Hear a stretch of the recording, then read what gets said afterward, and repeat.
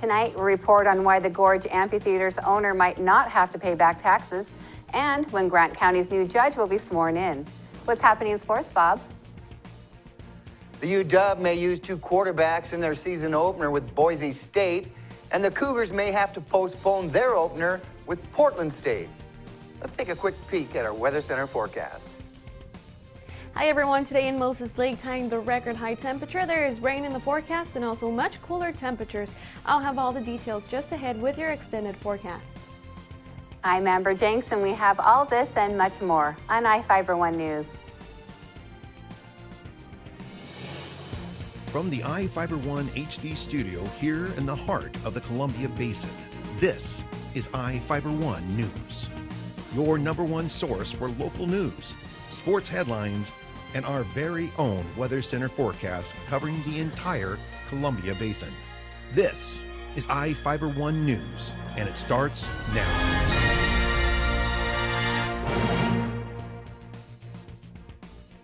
The Gorge Amphitheater's owners may not have to pay back taxes on roughly 88 acres of property. The Grant County Commissioners were split in 2 parcels of land. Live Nation and Istar Blues asked to be included in the current use program for agricultural land or land used for public benefit. They decided a roughly 24-acre parcel, which includes the stage, shouldn't be included in the program. But a larger 87.5-acre parcel, including the parking lot, is included in the program. The commissioners agreed about the larger piece of property, and the companies won't have to pay the roughly $350,000 in back taxes, penalties, and interest. The commissioners asked Assessor Melissa McKnight to waive the roughly $180,000 owed for the smaller piece of property.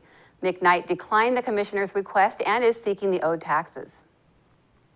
A record amount of fire retardant has been flown out of the U.S. Forest Service air tanker base in Moses Lake to combat wildfires this summer. Reporter Devin Higgins has a story. Fire season has left skies over much of Grant County still in a smoky haze, but at the U.S. Forest Service air tanker base at the Grant County International Airport, a fleet of aircraft is ready for another morning of trying to combat nearby wildfires. About 10 planes are lined up on the pad this morning, ready to take on some of the record 2.4 million gallons of fire retardant used by the base this season. And while planes like the venerable C-130 Hercules can carry considerable payloads, even they pale in comparison to the big birds at the back of the line, the DC-10 tankers. Based in Albuquerque, New Mexico, the 10 tankers carry up to 11,500 gallons of retardant, more than 3 times what the next largest plane in the fleet carries. According to Assistant Base Manager Eric Toombs, the planes can dump their cargo, return for a refill, and take off again up to 6 times a day. Despite its bulk, the 10 tankers' pilots can maneuver into tight terrain in remote areas, making them a valuable asset in helping firefighters on the ground as they combat a blaze. 2 of the 3 DC-10s are stationed at the base for the next few weeks, as Toombs said the aircraft are needed on both the Chelan and Okanagan County fires. Toombs said he, the base staff, and the pilots appreciate the public's help in not deploying drones into the fire zones, as the fleet cannot fly into the area if any drones are spotted, potentially putting personnel on the ground at risk. In Moses Lake, Devin Higgins for iFIBER 1 News. REC Silicon has another chance to prove its property was worth less in 2012 than Grant County thought. Thurston County Superior Court Judge Mary Sue Wilson ruled the State Board of Tax Appeals didn't consider all of the evidence when it determined the company's plant in Moses Lake was worth $904 million.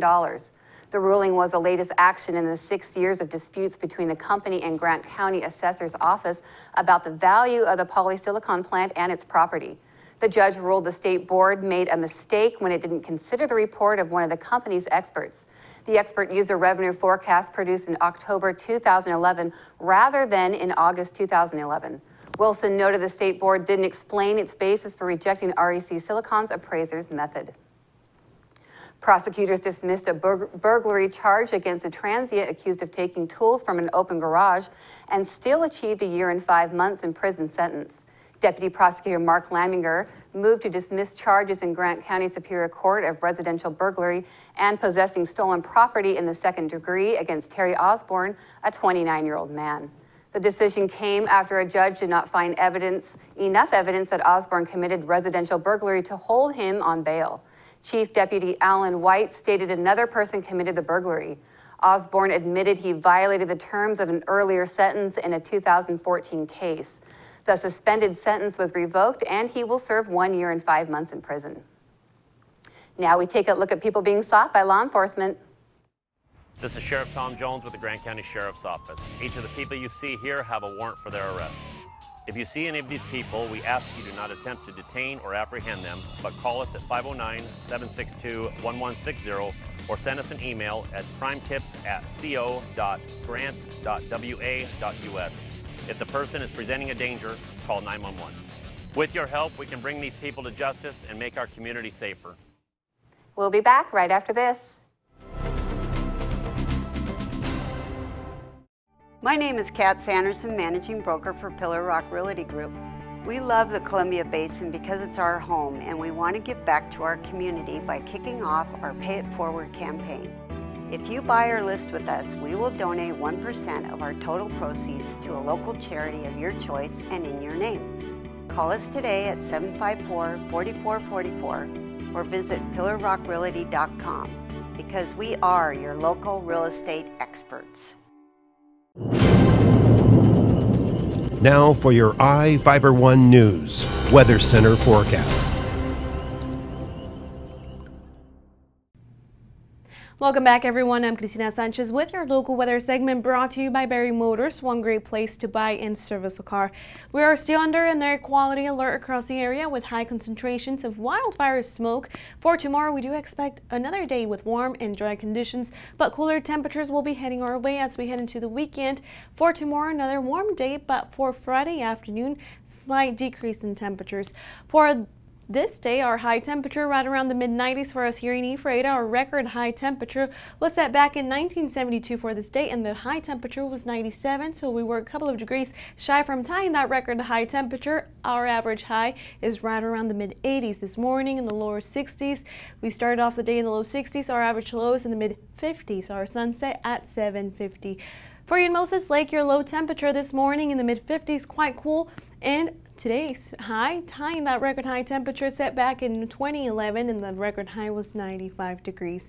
Currently, it's quite hot out there with sunny skies, hazy conditions, low humidity, and winds blowing from the south between 5 to 10 miles an hour.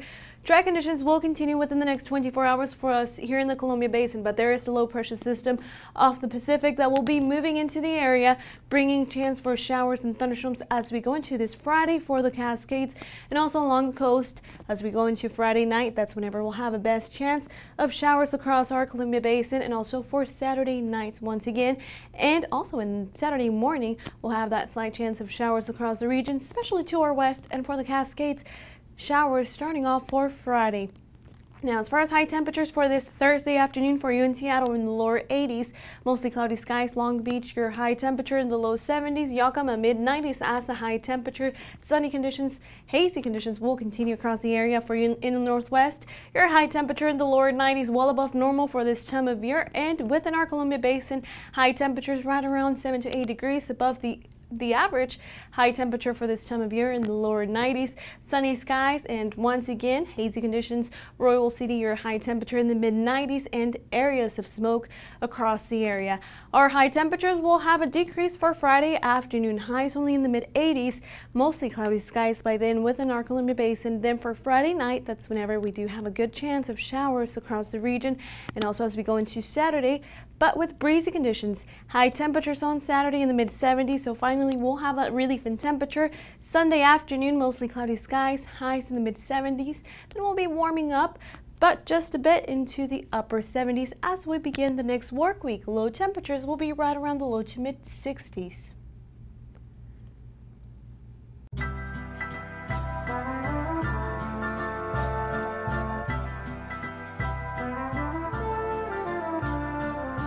Paying your Grant PUD bill with ePay is like getting free cuts in line. You pay when you want, how you want. Get free cuts in line with Grant PUD ePay. Visit grantpud.org. Oh, dude, I'm just in the theater. It's totally cool. Ah.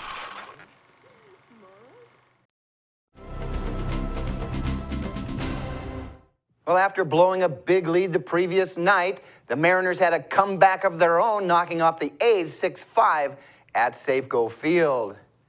The M's were down 5-0 early in the game until Nelson Cruz launched his 38th homer of the season to deep left center field. Logan Morrison then crushed a 2-run shot in the 4th, closing the gap to 5-3. The M's kept the scoring going in the 5th with a big Austin Jackson RBI single plating Cano and Cruz. Seattle's bullpen held strong, pitching 8 2/3 innings without giving up an earned run. Tom Wilhelmsen picked up the save for the M's as they held on to win it 6-5. The big hit of the night went to Robinson Cano, a bloop double to left in the 7th inning. It was Cano's 30th double of the season, making him the first player in the major leagues to begin his career with 11 straight double seasons. UW coach Chris Peterson says he's not opposed to using 2 quarterbacks in the season opener with Boise State September the 4th. In fact, the entire starting offensive unit could be in flux due to its youth and inexperience on the college gridiron.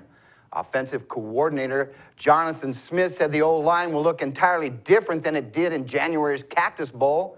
And with that in mind, questions if 205-pound true freshman Jake Browning should be, quote, thrown to the wolves. Peterson said he'll do whatever he thinks gives the team its best chance of winning. Junior Jeff Lindquist and redshirt freshman KJ Carter Samuels are the other 2 signal callers on the team. Well, the Cougars are mulling the idea of rescheduling their September 5th home opener against Portland State. Poor air quality from wildfires has athletic director Bill Moose reaching out to the University of Idaho, inquiring about the possibility of moving the game indoors to the Kibbe Dome. But the dome's capacity of 16,000 is half that of Martin Stadium. If Wazoo can't find a different venue, the game will be rescheduled. Finding a mutually agreeable date might be tough, though. The Vikings host Western Oregon on Wazoo's bye. Portland State's bye clashes with the Cougars' home game against Wyoming September the 19th.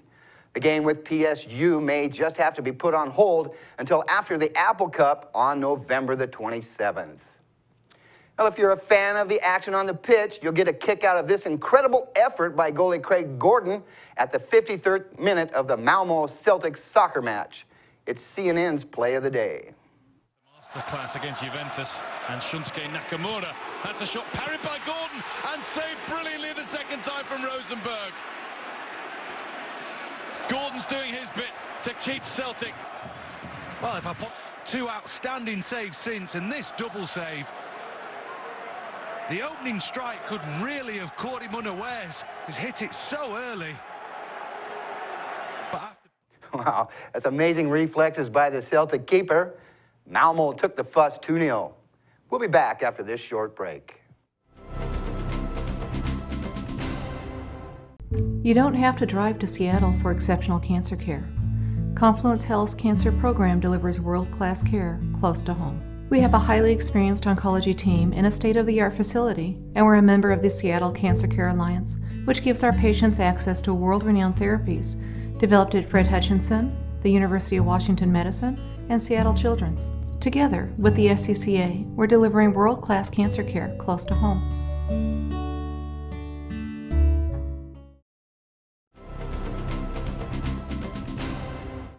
Our spotlight story tonight is about the new administrator at McKay Healthcare and Rehabilitation Center in Soap Lake. Reporter Jeff Chu has the story. The staff at McKay Healthcare and Rehabilitation Center in Soap Lake this week helped victims of the Okanagan complex wildfires. They shipped 2 McKay shuttle bus loads of more than 500 items to help the victims. Food, water, household items, even pet carrying cages were taken north for families left homeless by the fire's destruction. McKay's new administrator, Ralph Allen, explained how his staff came up with the idea to help. On Friday, we were talking about, how this is strange. Is there something we can do?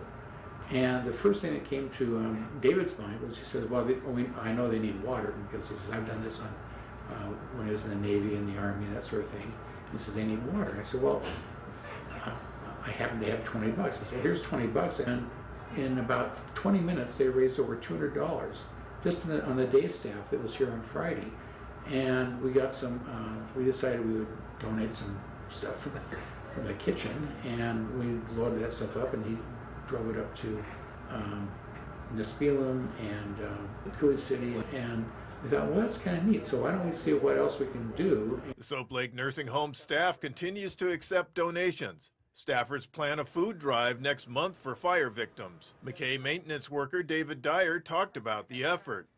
Now on the 18th of September, and we'll make a run up that following week, probably the 21st or 22nd, and it'll most likely go up to the Okanagan Food Bank or the Okanagan area. Dyer and his wife Flora, who also works at McKay, took a second load north on Tuesday morning. The Soap Lake Nursing Home's outreach to the region's communities is highly supported by McKay's new administrator, Ralph Allen. Allen, who led McKay from 2008 to 2010, discussed why he returned to the post last month. They called me back. We had some differences of opinion at the board level, let's put it that way. And so I gracefully left. He last worked in Idaho Falls. Allen, with more than 30 years of experience in nursing home administration, has a second home with his wife in 9 Mile Falls near Spokane. I accepted the job because I like this place. It's an historical institution and part of the fabric of Soap Lake in this little part of Grant County. And I don't want to see it fail. The 42-bed nursing home with beds to fill has struggled to replace its decrepit heating system boiler through fundraising and a failed levy election. The problem was solved when the Paul Lozier Charitable Foundation recently awarded the nursing home a $98,000 grant to buy Columbia Basin Hospital's used boiler in Ephrata. The 75-year-old boiler was recently replaced and is now in operation. Another dream of Allen's is to develop about 15 acres of land south of the McKay complex into a naturopathic health care center. Allen said it would complement Soap Lake's healing water, spa, and natural medicine. I'm Jeff Chu for iFIBER 1 News. We'll be right back after this. Quincy Foods, LLC, a subsidiary of Norpac Foods, is seeking motivated individuals to fill the positions of general laborer for their corn harvest season. They have full-time seasonal openings, must be 18 years old and older, willing to work swing shift. Great people to work for in a challenging food processing environment. Apply at 222 Columbia Way in Quincy between 8 and 5 p.m. Monday through Friday, or online through WorkSource. Quincy Foods is an equal opportunity employer.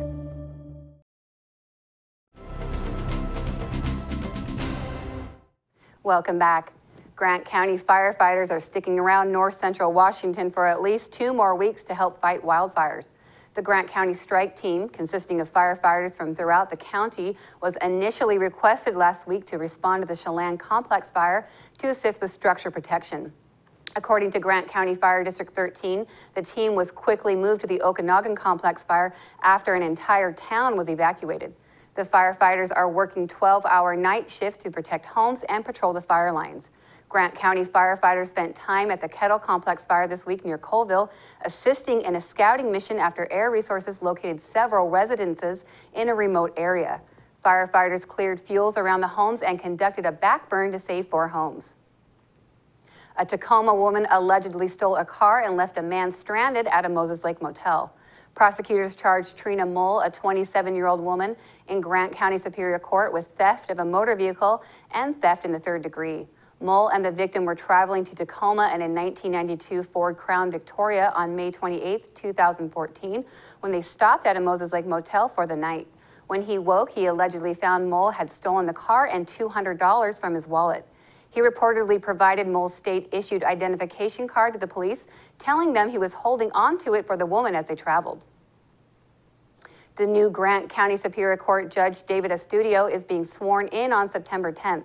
The ceremony is expected to take place at 4 p.m. in Department 1 in the Law and Justice Building at the Grant County Courthouse. Governor Jay Inslee selected Estudio to replace retiring Superior Court Judge Evan Spurline. The judge is ending his more than 30-year-long career officially at the end of the month. Estudio is serving the remaining year of Spurline's term.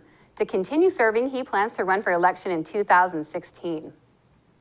In Northwest news, crews in Pierce County, Washington rescued a worker trapped in a sand-filled rail car on Tuesday. It happened at a spot on the rail line where sand and gravel are loaded onto containers.